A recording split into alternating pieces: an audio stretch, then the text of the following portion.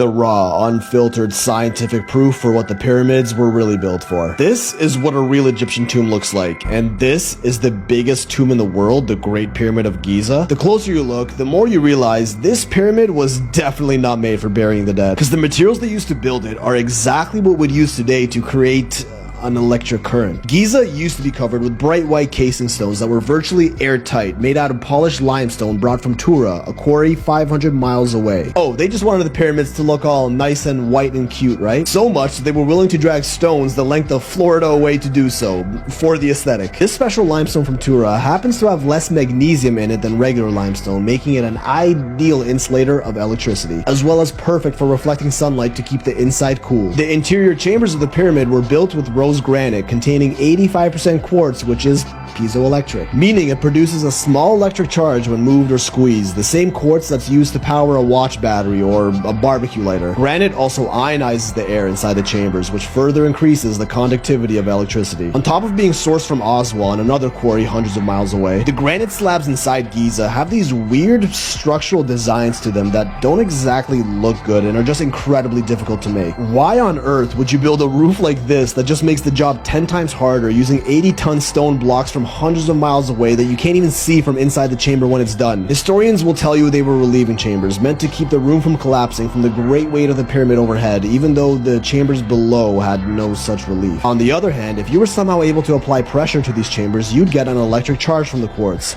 A lot of it. But electricity can't just exist if we want to utilize it for energy. It needs to get directed through something in order for us to make use of it, an electric current. Copper is often used in wires to do just that. And take a wild guess what a remote camera revealed in the pyramid's narrow shafts just a few years back. 2 copper handles embedded into the stone at the end of the shaft, the only metal to have ever been confirmed in Giza, as well as a set of what appear to be instructions that looks like a wiring diagram painted on the side of the shaft, to which modern Egyptologists claim these handles were used with ropes to pull jars up the shaft. They're just getting desperate at this point. These shafts really have no confirmed purpose. They're commonly referred to as air vents, but some of them don't even lead to the outside. In 2013, former Egyptian Antiquities Minister Zahi Hawass was accused of theft of Egyptian artifacts from the pyramid. In the list of items rumored to have been stolen, there was one that stood out from the rest. Long copper wires. A strange artifact by any means, and just what you'd need to complete an electric current. So were the pyramids built as giant batteries? I mean, we have all the pieces in place, but how exactly would this battery even work? Aerospace engineer Chris Dunn popularized the Giza power plant theory by kind of proving it with actual science, hard numbers, and a scale model. From the top, this is what the inside of Giza looks like: a top or king's chamber with a lower queen's chamber underneath it, a large slanted shaft, the grand gallery, connecting both chambers, and a bottom subterranean chamber with a bunch of long narrow shafts leading into each. According to Dunn, the pyramid is what's called a coupled oscillator, a device that's connected to a larger vibrating body in such a way that energy can be transferred between them, converting vibrational energy, the natural resonance of the earth, into microwave energy. Now the earth,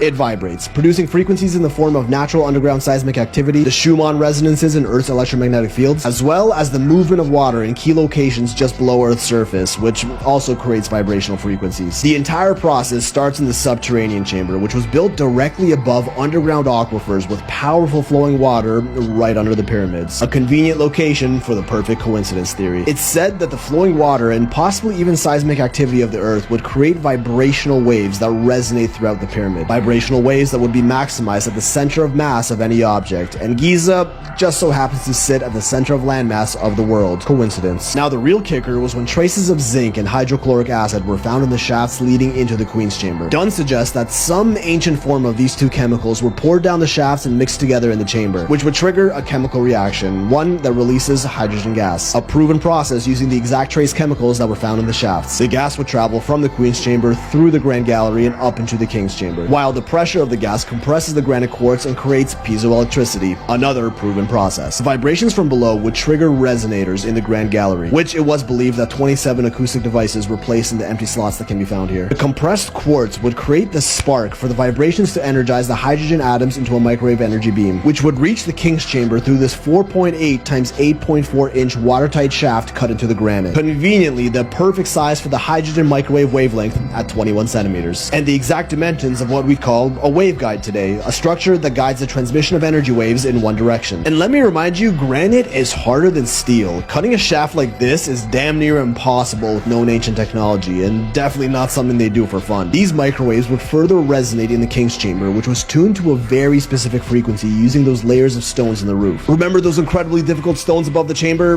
That's how they tuned the pyramid's frequency. The sarcophagus in this room is expected to have been some source of high voltage, like the Baghdad battery, to further ionize the hydrogen and make that room superconductive. Gold-capped pips, as we believe the pyramids to have had, would also make the perfect conductor to attract the electricity and send it up into the atmosphere. Sounds like it's time for me to take my meds. A super pseudoscientific theory and highly theoretical at that, until you realize in 2018, studies proved that the pyramids can focus electromagnetic energy in their internal chambers and also directly beneath them. That's real, quantifiable, scientific evidence that supports this theory. Many archaeologists also report electromagnetic readings inside of the pyramids and directly above them. So the pyramid's exterior was made with an insulator, the interior with conductors, and the chambers with material that produces electricity. Are these all just coincidences? And even if we did have electricity generated in the pyramids, how would this energy even be distributed for everyone to use? Our boy Tesla may have known the answer and was silenced from revealing it to the world. Let's see if it's up.